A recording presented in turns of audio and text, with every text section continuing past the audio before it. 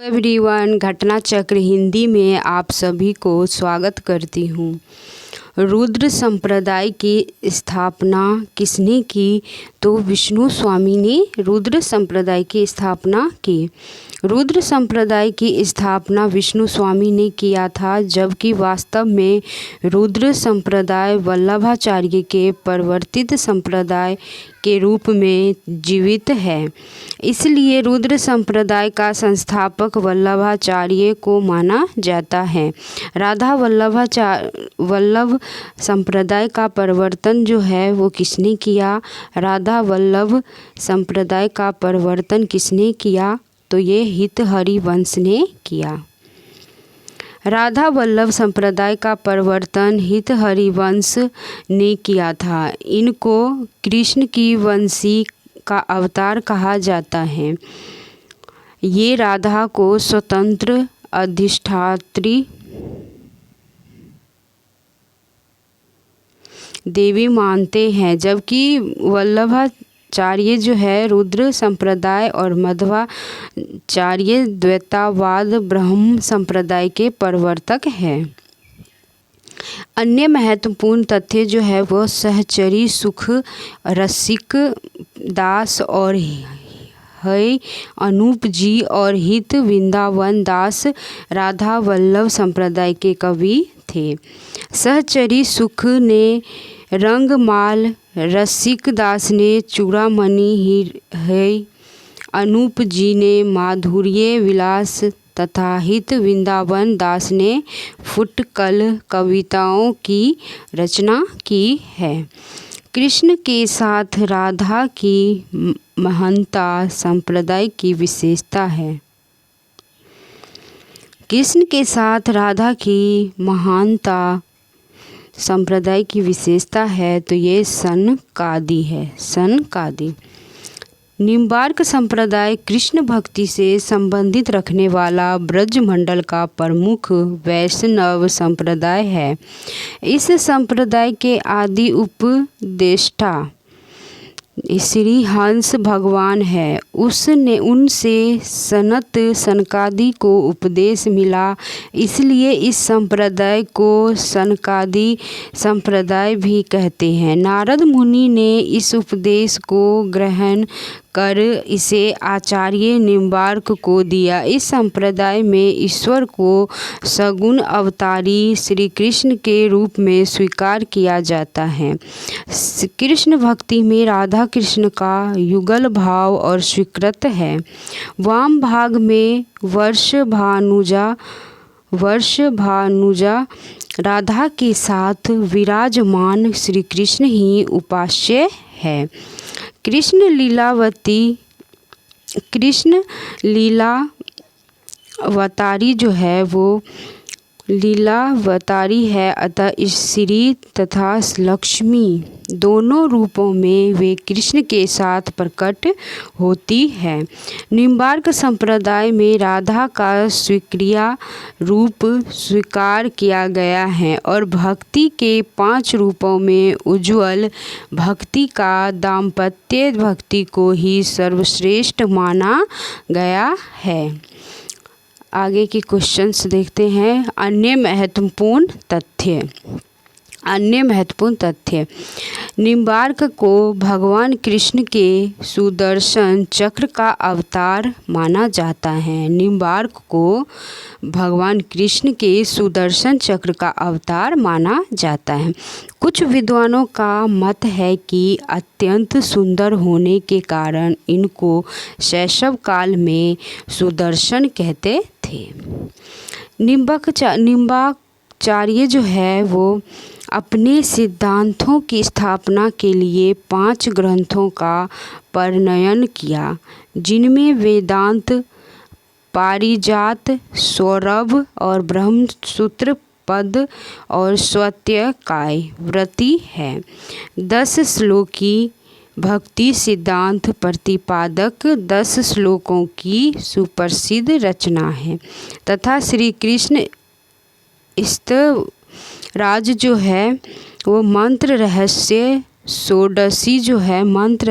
षोडशी और प्रपन्न कल्यावली इनकी अन्य कृतियां हैं। निम्बार्क का दार्शनिक सिद्धांत द्वैताद्वैतवाद है।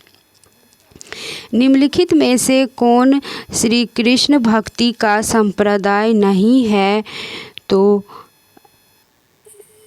सी जो है वो नहीं है। तत्सुखी संप्रदाय जो है ये श्री कृष्ण भक्ति का संप्रदाय नहीं है। महात्मा जीवाराम 1800 से 1857 ने सखी भाव की भक्ति को अपनी ओर पल्लवित किया तथा तत्सुखी शाखा की स्थापना की। इस संप्रदाय के भक्त स्वयं स्त्री वेश धारण कर काम की उपासना करते थे और सीता को सपत्नी मानते थे। शेष संप्रदाय कृष्ण भक्ति संप्रदाय के हैं। 84 वैष्णवों की वार्ता का संबंध किस संप्रदाय से है? तो ये वल्लभ संप्रदाय से है।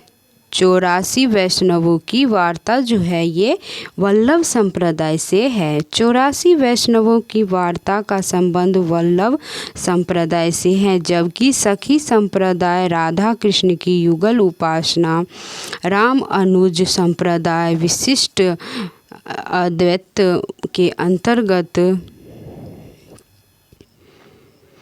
विशिष्टताद्वैत के अंतर्गत वैष्णव धर्म और श्री संप्रदाय महालक्ष्मी की उपासना से संबंधित है। अष्टयाम नामक पुस्तक में किसकी दिनचर्या का वर्णन किया गया है? अष्टयाम नामक पुस्तक में किसकी दिनचर्या का वर्णन किया गया है? तो नेक्स्ट देखते हैं।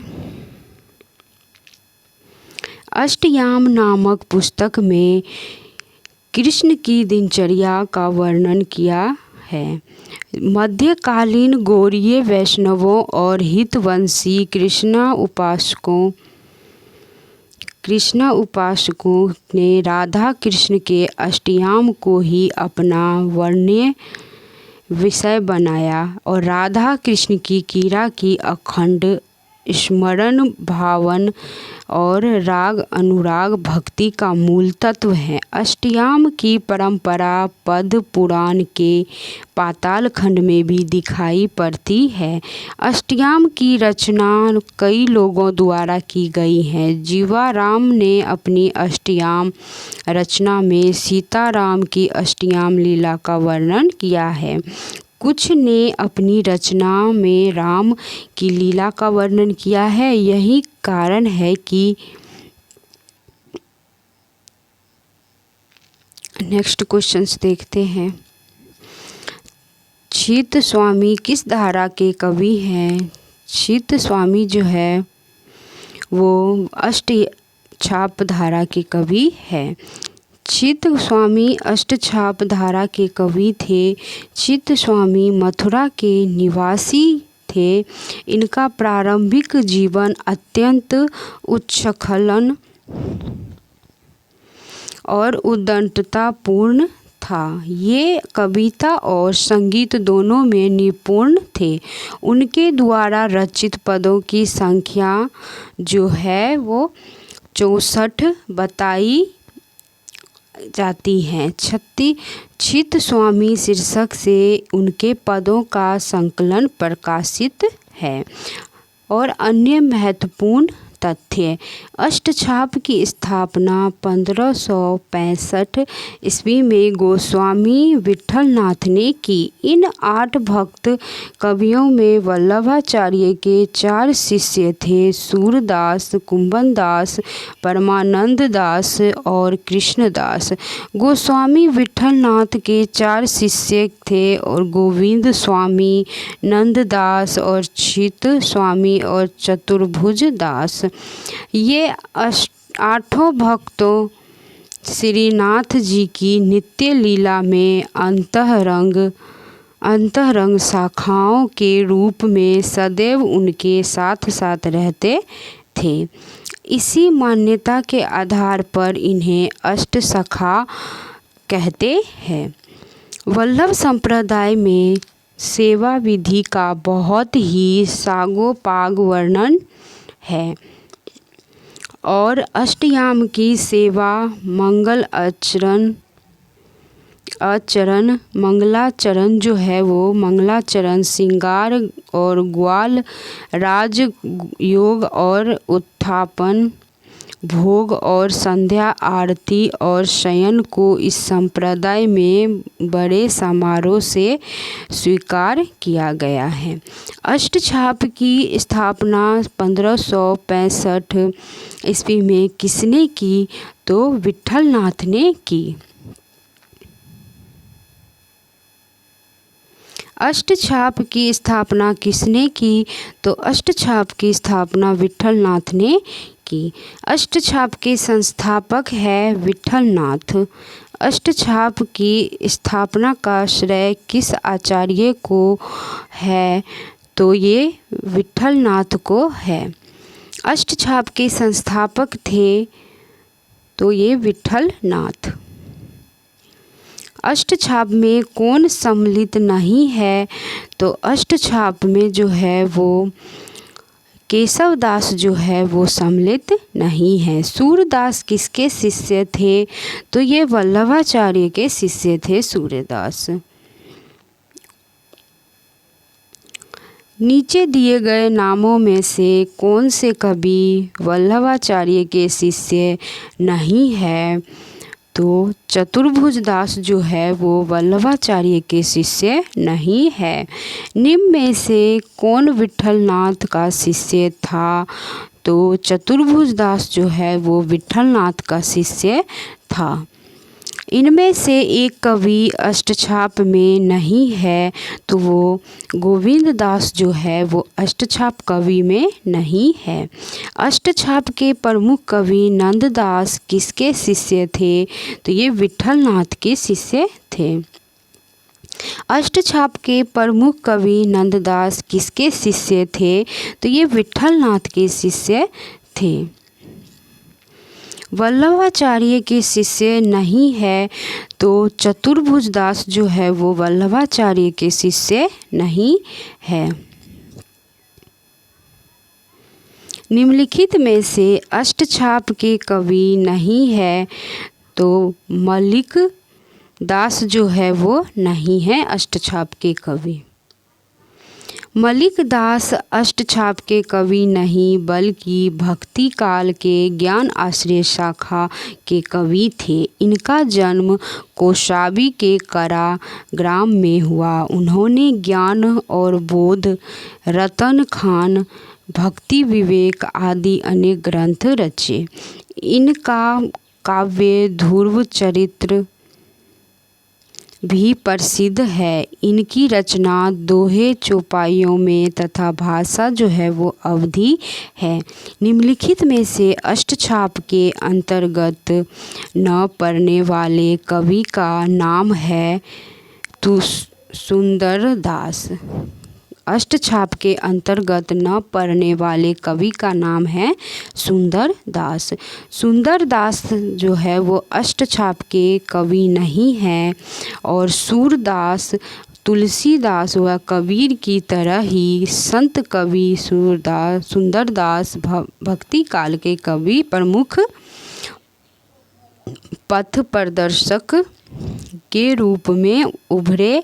संत सुंदरदास ने 48 आध्यात्मिक अनुभूति ग्रंथों की रचना की। संत सुंदरदास ने काशी जाकर संस्कृत, हिंदी, पुराण व वेदांत का गहन अध्ययन कर ज्ञान अर्जित किया। भक्ति काल के संत कवियों के मुकाबले संत सुंदरदास सर्वाधिक ज्ञानी और शिक्षित व भाषा साहित्य के प्रकांड पंडित थे। संत सुंदरदास द्वारा रचित ग्रंथों में ज्ञान समुद्र एवं सुंदर विलास लोकप्रिय ग्रंथ हैं। ज्ञान समुद्र सुंदरदास का सर्वोत्कृष्ट ग्रंथ है। निम्नलिखित में से कौन सा कवि अष्टछाप का कवि नहीं था? तो हरिव्यास देव जो है वो अष्टछाप कवि नहीं है। हरिव्यास देव अष्टछाप के कवि नहीं बल्कि निम्बार्काचार्य संप्रदाय के कवि हैं। नाभादास द्वारा दी गई सूचना अनुसार श्री भट्ट के सुयोग्य शिष्य हरिव्यास हैं और हरिव्यास देव का निम्बाई जो है वो संप्रदाय में वही स्थान है जो वल्लभीय संप्रदाय में सूरदास का है। हरिव्यास देव ने निम्बार्क संप्रदाय का संगठन नए सिरे से किया। अपने संप्रदाय में उन्होंने रसिक संप्रदाय का प्रवर्तन किया और इस शाखा को हरिव्यासी भी कहा जाता है। वे मधुर भाव के उपासक थे और कविता में वे अपना नाम हरिप्रिया रखते थे। हरिव्यास देव ने कई शाक्तों को वैष्णव बनाया और उनमें भक्ति का संचर जो है वो किया। थैंक यू फ्रेंड्स वीडियो देखने के लिए। अगर चैनल को सब्सक्राइब नहीं किए हो तो प्लीज़ इस चैनल को सब्सक्राइब कीजिए और ये वीडियो जो है ये बहुत ही यूज़फुल है आपके लिए। Thank you so much video देखने के लिए।